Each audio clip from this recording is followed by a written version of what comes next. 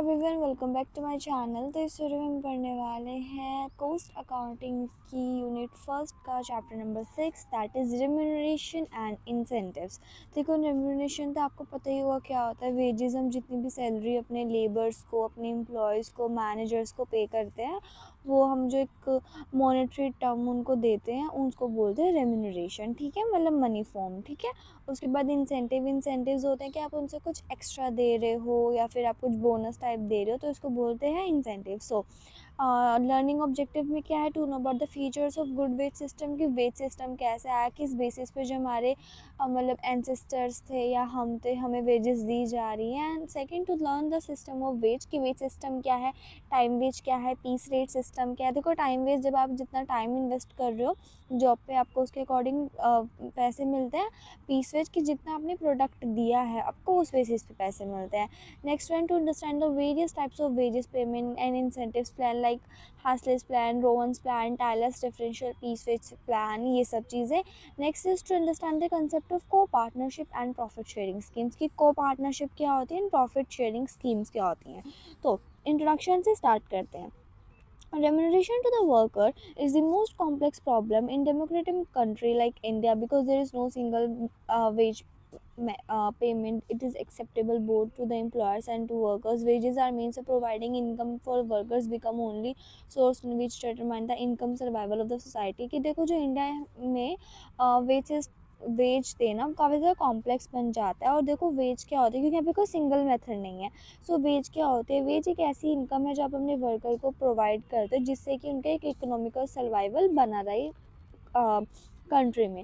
Then the amount of wages payable to determine their attitude to work their work and employer, कि देखो, आप जितनी आप उनको पेमेंट करोगे, आप देखो मुझे अच्छी पेमेंट मिल रही है तो मैं अपने डेडिकेशन के साथ काम करूँगी। मुझे अच्छी पेमेंट नहीं मिल रही है तो मेरे अंदर डेडिकेशन होगी ही नहीं। Then on the other hand, employers in their anxiety to keep down the labor try to cost and pay to less। देखो, जो लेबर होगा वो एक्सपेक्ट करेगा कि उसे ज़्यादा से ज़्यादा वेजेस मिले, बट जो एम्प्लॉयर होगा वो ज़्यादा फोकस करेगा कि वो लेबर को थोड़े कम पैसे दे। देन उसके बाद the result of these two conflicting situations in the diff goes down the employer and employer to the worker.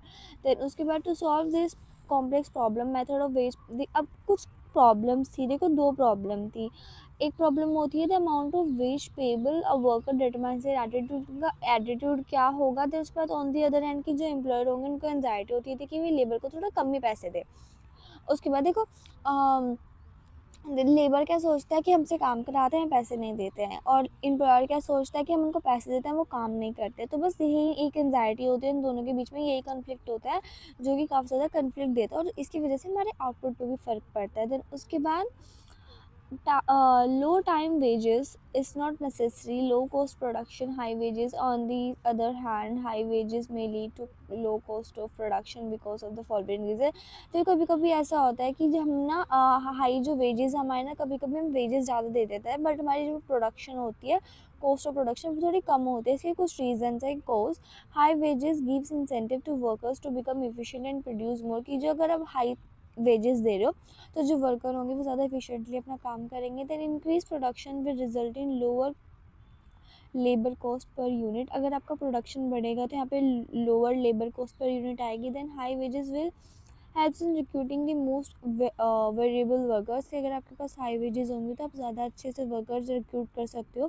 Then there will be less of production due to less labour turnover, और जिसकी वजह से less of production होगा क्योंकि आपका labour turnover थोड़ा कम है। The labor force to remain satisfied with high wages and will not likely to leave organization। अगर आपको एक अच्छी वेजेस मिल रही है तो आप एक ऑर्गेनाइजेशन क्यों ही लीव करोगे।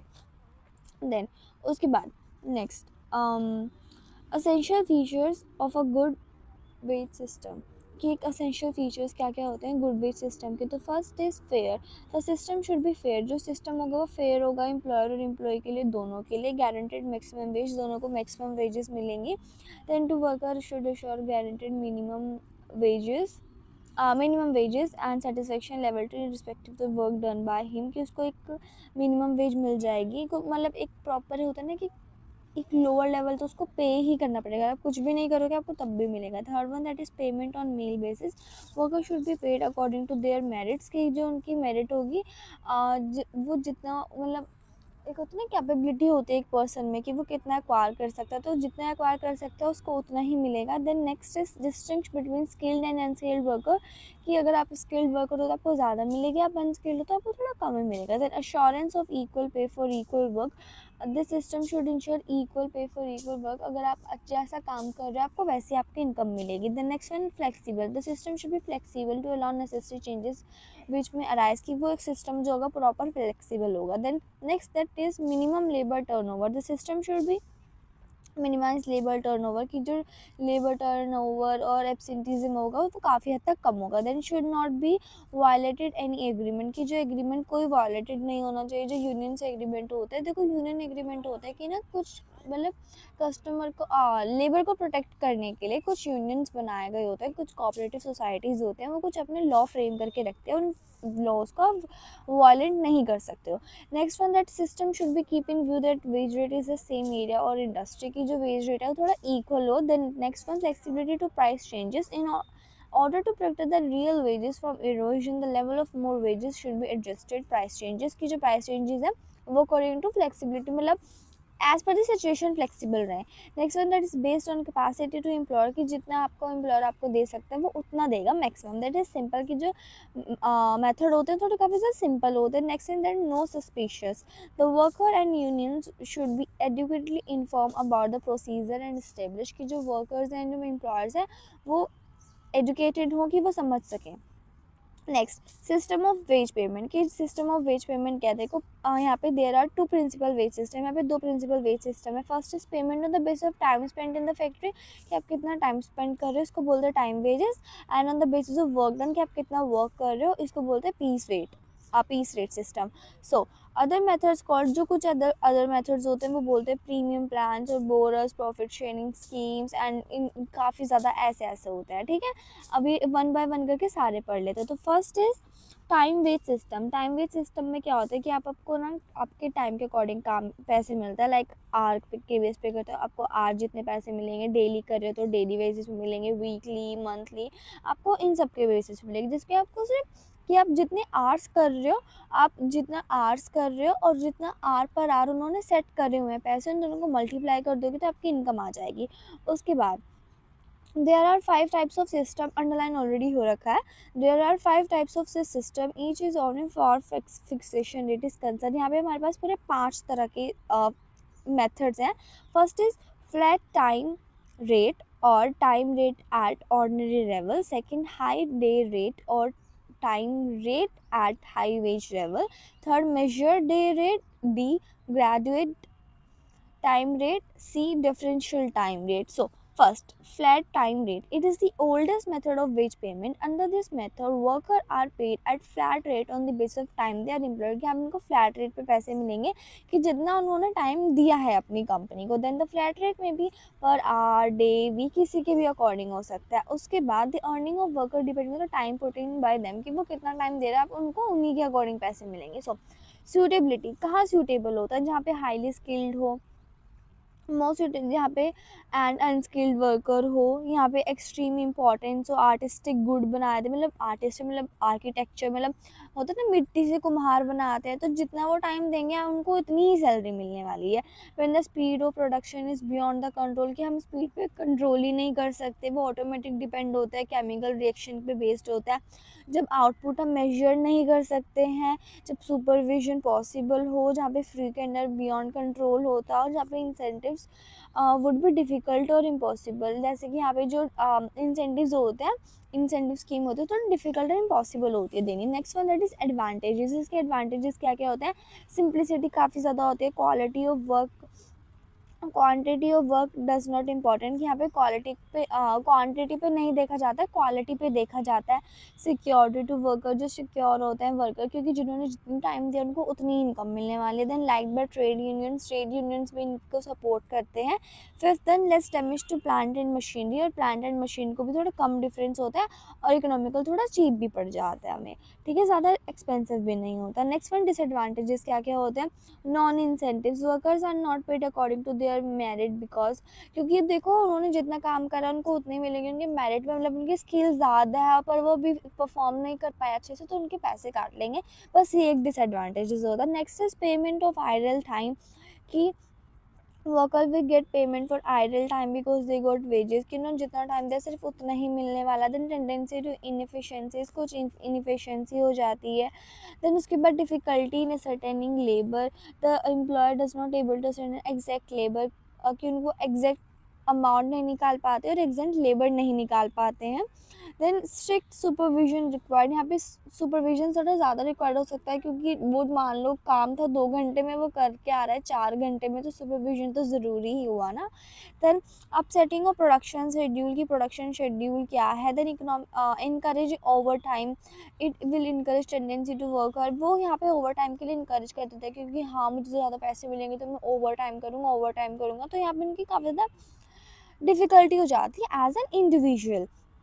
Then B, that is high day rate. So one of the drawback of the flat time rate is does not provide incentive for increase in efficiency। यहाँ पे देखो ऊपर वाले का क्या डिसएडवांटेज था कि वो ज़्यादा इंसेंटिव्स नहीं प्रोवाइड कर सकता था, सो दैट इस यहाँ पे इंसेंटिव्स वाला ड्रॉबैक कंप्लीट कर दिया। So the rate of wage is fixed by hour और day but the rate is fixed relatively higher, कि यहाँ पे करता तो वो डे और आर के लिए ही है, बट यहाँ पे रेट जो होता है थोड़ा सा हायर होता है जिससे कि जो एफिशिएंट वर्कर है वो थोड़े अट्रैक्टिव हो। देन उसके बाद over time is not permitted, यहाँ पे ओवर टाइम नहीं रोका जाता। This method is helpful production lower in labour cost and because it motivate, यहाँ पे वर्कर्स को मोटिवेट कर देते हैं तो यहाँ पे discouragement नहीं होते। Then third one, that is measure day rate. Worker under this method given a specific performance and rate is fixed according to the level of performance, कि इनकी जितनी परफॉर्मेंस होगी उन्हीं के अकॉर्डिंग उनको पैसे दिए जाएंगे।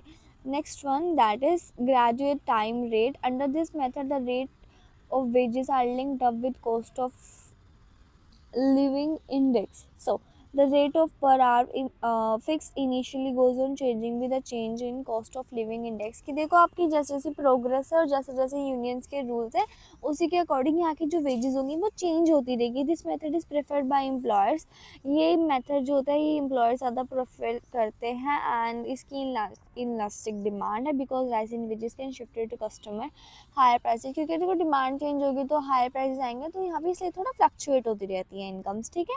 उसके बाद next is differential time rate. Under this method different rate of wages are fix for different workers, यहाँ पे डिफरेंट वर्कर्स के लिए डिफरेंट वेजेस सेट करी जाती हैं according to their personal abilities, कि उनके स्किल्स क्या है। Next one that is piece rate system, payment by results, कि उनका रिजल्ट डिसाइड करेगा कि उनकी पेमेंट कितनी देनी है। So under this method fixed rate is paid for each produced job completed or an operation perform. This payment is made according to quantity of work, इन्होंने quantity कितनी कर लाइक उनका आउटपुट और उनके आउटपुट पर यूनिट कितना था उन दोनों को मल्टीप्लाई कर देंगे तो हमारी कॉस्ट आ जाएगी, वो उनकी वेजेस आ जाएगी निकल के। So an equitable price piece work rate should be fixed given every worker to produce equitable rate, कि उनको वो अपने उसी के अकॉर्डिंग प्रोडक्ट कर प्रोड्यूस करते हैं, फिर उसके अकॉर्डिंग उनको वेजेस मिलती है। So there are 4 variants of this system, each differently only in so far fixation the piece. यहाँ पे 4 तरह के हैं। First is straight piece rate system, second Taylor's differential piece rate system, third Merrick's multiple place rate system piece rate system, the Gantt's task and bonus plan. So first is simple piece rate system.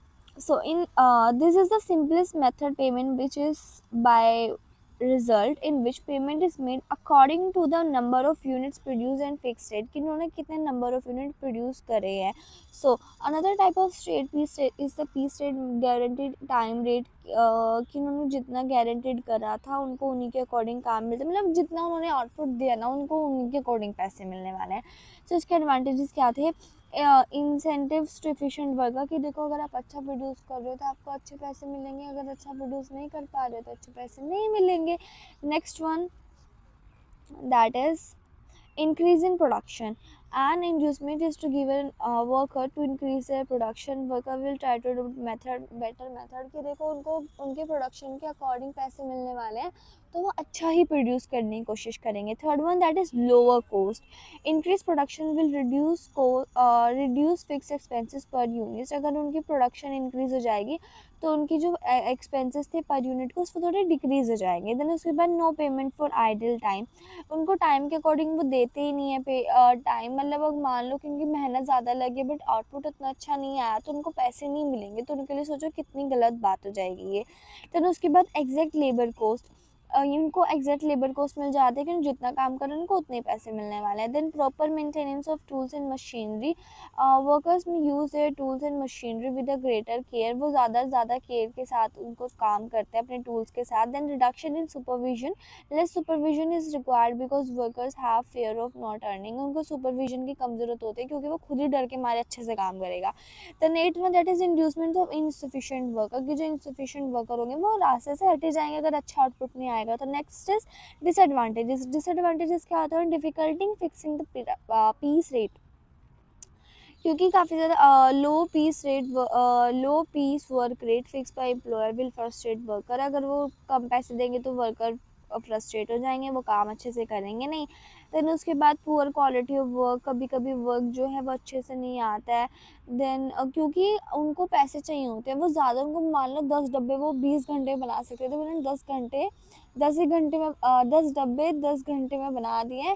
तो मतलब उन्होंने अच्छे से काम नहीं करा है क्योंकि ज़्यादा कमाने के लिए. तो वहाँ पे जो आउटपुट होता है उसकी थोड़ी क्वालिटी थोड़ी गिर जाती है. Next is no effective use of material. की जो मटेरियल है वो अच्छे से यूज़ नहीं कर पाए हैं. Then increase production does not nearly lean lower cost of production. की हमेशा ऐसा नहीं होता है कि अगर आपकी अब प्रोडक्शन ज़्यादा हो रहा है तो आपका कोई कॉस्ट ऑफ प्रोडक्शन कम आ रहा है, ऐसा कुछ नहीं होता है. Then next is no saving in labour cost. Increase production will not reduce in labour cost. No saving in labour cost. अगर आपका प्रोडक्शन बढ़ रहा है तो इसका मतलब ये नहीं कि आपकी जो लेबर कॉस्ट होगी वो गिर रही है. On the other hand increase production will reduce the labour cost per unit under time wet system. कि जैसे आपका प्रोडक्शन इंक्रीज हो रहा है तो आपकी लेबर कॉस्ट पर यूनिट गिर रही है, ऐसा नहीं होता. Next is no security of wages. Worker will have fear not getting wages if they are not able to do for work. अगर वर्कर सोचेंगे कि वो काम नहीं करेंगे तो उनके अंदर एक फियर होता है कि उनको पैसे नहीं मिलने वाले हैं. Then next is injurious to health of workers. Workers में वर्क फॉर लॉन्ग आवर. कि अगर वो ज़्यादा देर तक काम करेंगे आउटपुट बनाने के लिए तो उनकी हेल्थ को फ़र्क पड़ेगा. Then next is upsetting the uniform flow of production. Workers में work at high speed for a few days, earn good wages and then absenting themselves for few days. कि वो पहले तो अच्छा काम कर लेंगे ज़्यादा कमाने के लिए पर सडनली वो एबसेंट हो जाएंगे अपने काम से. Then next, no reward to quality to work. Worker of the habit of producing good quality will suffer because they will not accept remuneration. क्योंकि अगर वो अच्छा काम कर रहे हैं, अच्छा आउटपुट दे रहे हैं तो उनको फिर remuneration नहीं मिलेगी तो वो थोड़े डिससेटिस्फाई हो जाता है. देन उसके बाद disincentives to slow workers. The system will cause discontentment among the slower workers. की जो वर्कर स्लो काम कर रहे हैं उनको तो इंपॉर्टेंस देता ही नहीं है ये वाला. Then suitability. की ये कहाँ पे सूटेबल, जहाँ पे रिपीटिव टाइप ऑफ वर्क हो रहा होता है. Quantity of output can be measure. जहाँ पे क्वांटिटी मेजर करी जाती है, क्वालिटी ऑफ गुड कंट्रोल करी जाती है. जहाँ पे इक्विटेबल प्रेस्टेड सिस्टम सेट करा जाए, मशीन्स एंड टूल सफिशेंटली काम करे जाए. देन टाइम कार्ड से मेंटेन किया जाता है. Next one that is Taylor's differential piece rate system. Taylor's differential piece rate system क्या था? This system introduce by Taylor scientific management का फादर है, जो do underline the principle of the system penalize to slow worker. यहाँ पे जो slow worker होते हैं उनको पेनलाइज कर सकते हैं कि उनको कम पैसे दे सकते हैं. उसके बाद और हायर पीस रेट देंगे जो अच्छा काम करने वाले हैं. Then Taylor's process assumption the through times and motion study. इन्होंने टाइम्स एंड मोशन स्टडी के अकॉर्डिंग इन्होंने काम करा है. यहाँ पे इन्होंने 2 पेज सिस्टम निकाले हैं so that if a worker perform work with less than standard time. कि अगर उनको काम करने से, अगर देखो उन्होंने कोई स्टैंडर्ड सेट करा था, अगर उन्होंने स्टैंडर्ड के अकॉर्डिंग काम करा तो उनको उन्हीं के पैसे मिल रहे हैं. तो स्टैंडर्ड से भी कम का टाइम काम करा है और कम आउटपुट काम दिया है तो उनकी उनकी जितनी वैल्यू थी उससे भी घटा देंगे, और बल्कि उन्होंने ज़्यादा करा तो थोड़े ऐड ऑन करके दे देंगे. सो डिसएडवांटेजेस क्या हैं? जो Taylors decide to give large reward to those who would complete और within the time standard, कि वो ज़्यादा से ज़्यादा पैसे उनको दे देता है जो ज़्यादा अच्छे से काम कर सकते हैं। जो सिस्टम होता है काफ़ी ज़्यादा हार्श होता है जो न्यू वर्कर्स होते हैं और जो इनसफिशिएंट होते हैं, जहाँ पे मिनिमम वेजेस जो होते हैं वो भी गारंटेड नहीं होते। तो जो सिस्टम था ऑलमोस्ट डल था। देन उसके बाद ये तो हमारा न्यूमेरिकल है। Then Merrick's multiple piece rate system की मेरिक्स पे मल्टीपल पीस रेट सिस्टम क्या बोलता था, this method seeks to an improvement in the Taylor's differential piece rate system. यहाँ पे इसमें थोड़ी सी इम्प्रूवमेंट आई थी। Under this method 3 piece rate are applied for worker for different levels of performance. यहाँ पे 3 चीज़ें उन्होंने 3 सिस्टम्स बनाए थे कि वर्कर्स जो परफॉर्मेंस करेंगे less than 83% and standard output and 110 of the ordinary piece of system की 110 काम करने वाले हैं, फिर 120% काम करने वाले हैं काम का। फिर उसके बाद this method does not guarantee time wage as wage according to the piece products. यहाँ पे टाइम के अकॉर्डिंग नहीं मिलता, आप जितना काम कर रहे हो उसके लिए काम मिलेगा आपको पैसे।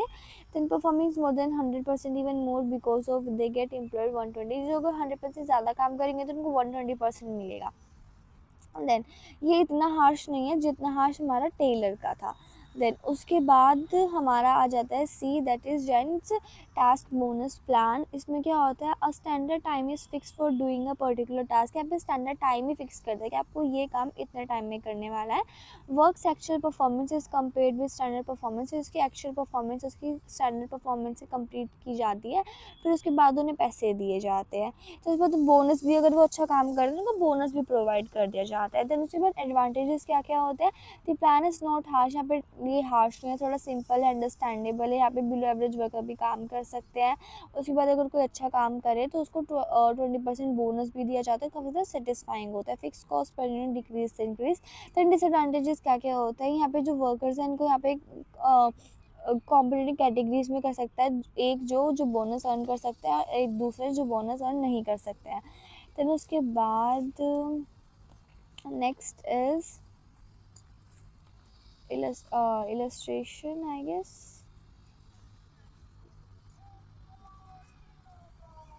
यस इलस्ट्रेशन ये पढ़ते हैं। Next is premium and bonus plan की प्रीमियम एंड बोनस प्लान क्या होता है। So the object of premium plan is to increase the production by given and increase one की। यहाँ पे देखो आप देखो बोनस क्या होता है, बोनस क्या आपको काम से एक्स्ट्रा मिल रहे हैं आपको पैसे। देन प्रीमियम भी यही होता है कि आपको एक्स्ट्रा पैसे मिल रहे हैं किसी काम करने से। For example if a worker allowed 10 hours to complete the job and given and he is given bonus at 50% of times he saved as he 6 hour, so he in case he get 8 hours in a word 6 hour and factual time plus wage 2 hour। देखो उसको task क्या था, आपको इतने घंटे में काम करना है बट उसने उससे कम में कर दिया तो उसको थोड़ा सा एक्स्ट्रा बोनस मिल जाएगा फॉर हिज एक्स्ट्रा वर्क। ठीक है। उसके बाद next is factors to be considered in a premium plan की अगर आपको क्या एक सेकेंड ऊपर क्या लिखा था, system of wage payment is between the time wage system and piece weight कि आपको जो सिस्टम है आपका ये बोनस वाला ये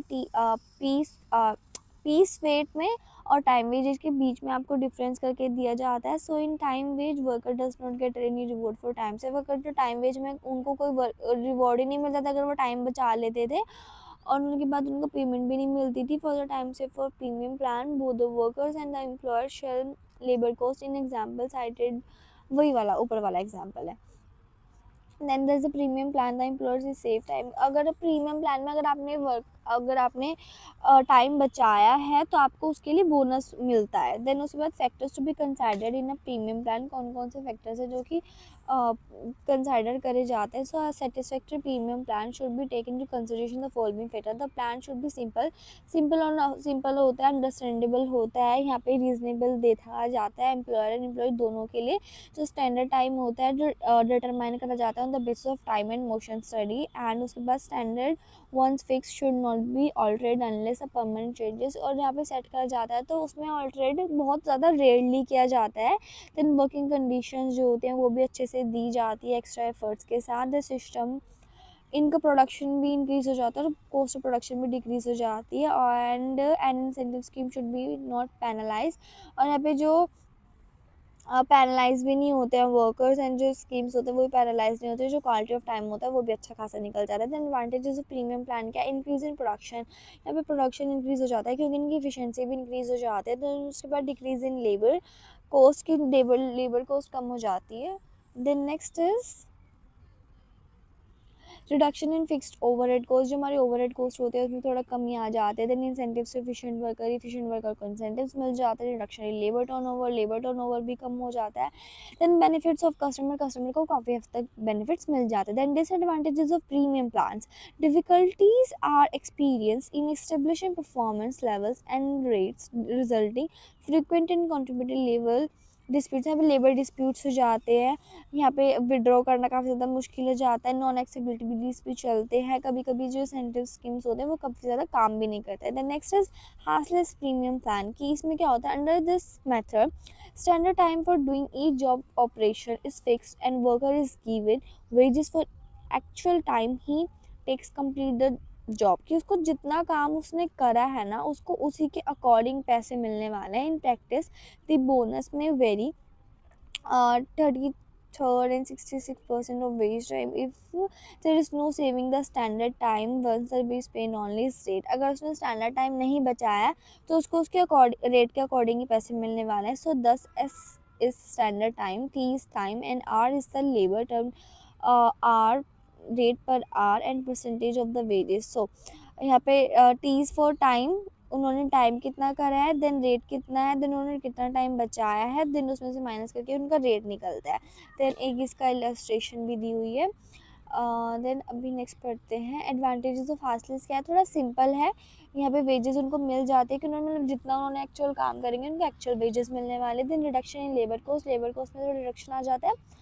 distinction between efficient and efficient worker, दोनों में डिफरेंस आ जाता है। देन उसके बाद fifth is reduction in fixed overhead cost, reduction आ जाता है ओवरहेड कॉस्ट में। Then cost of per unit reduce हो जाते हैं। Then disadvantages of fastest premium plan क्या है, quality of the work suffers, कि जिन्होंने क्वालिटी करी वो सफ़र करता है। देन क्रिटिसिज्म फॉर वर्कर्स के लिए काफ़ी ज़्यादा क्रिटिसाइज कर देता है। देन डिफिकल्ट डिटरमाइन, तो डिटरमाइन करेंगे थोड़ा डिफिकल्ट हो जाता है क्योंकि आप कैसे निकालोगे आप एक्चुअल टाइम किसी भी काम का।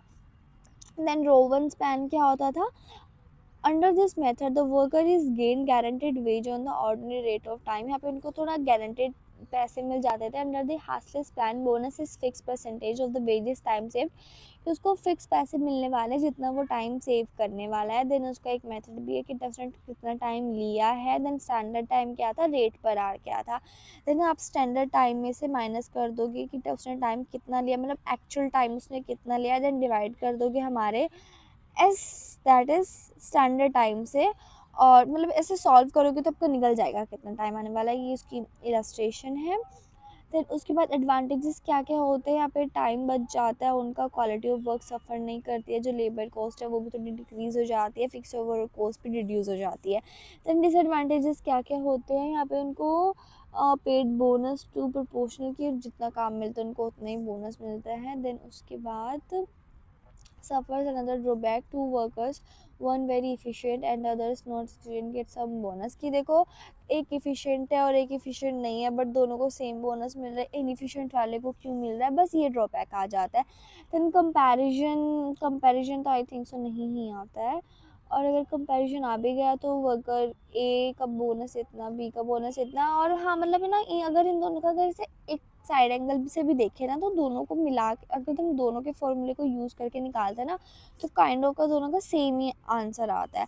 सो बोथ दिस प्लान किस दोनों ही क्रिटिसाइज करे जाते हैं क्योंकि दोनों को सेम ही मिल जाता है, और यहाँ पे एग्जांपल भी दिया हुआ है। Then same the worker get the same amount of bonus, दोनों को सेम अमाउंट ऑफ बोनस मिल रहा है।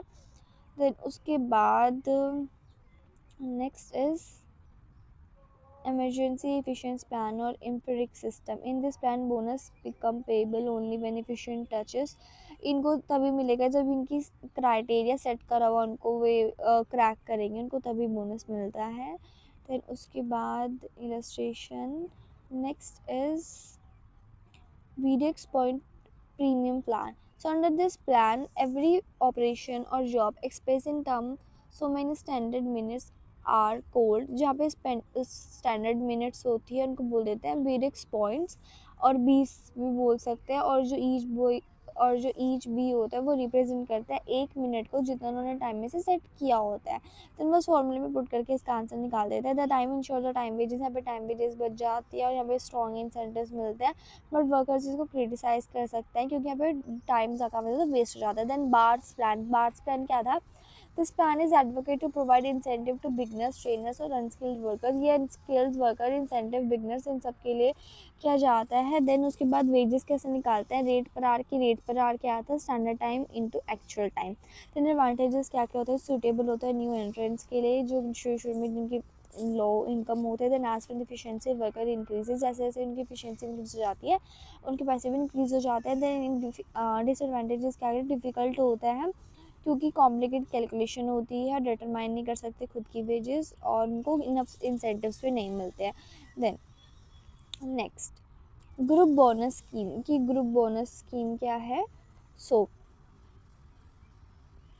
in this premium plans discussed so far, bonus payable to an individual as were unsaid. A bonus scheme for group workers also can be followed. It can be introduced where it is necessary to have teamwork. जहाँ पे teamwork हो, it is required to reward the direct workers. जहाँ पे direct worker को reward करना हो, then it is difficult to measure output of individual. यहाँ पे इंडिविजुअल का आउटपुट मेजर करना डिफिकल्ट होता है।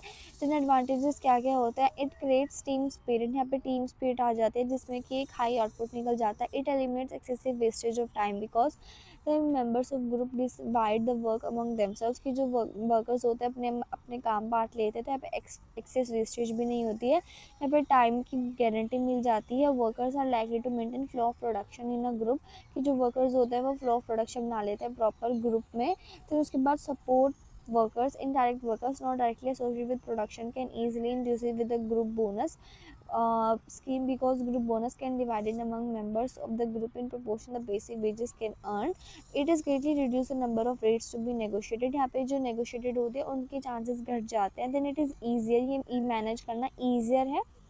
फिर उसके बाद disadvantages, ये वाले disadvantages पढ़ते हैं। so a group bonus scheme is less direct in approach for individual incentive scheme, थोड़ी लेस डायरेक्ट है। मेंबर जो होता है उनको डिफिकल्ट होता है प्रोपोर्शनेट करने में। Then at a satisfactory group of bonus system should have following characteristics. एक सेटिस्फैक्ट्री ग्रुप बोनस सिस्टम कैसा होता है? उसके तीन कैरेक्टरिस्टिक्स होते हैं। Degree of skill required from workers at the group should not very widely, कि जो स्किल्स हैं काफ़ी ज़्यादा वाइडली ना हो। The number of members of group should not be very large, कि जो नंबर्स के मेंबर के नंबर है वो ज़्यादा लार्ज ना हो।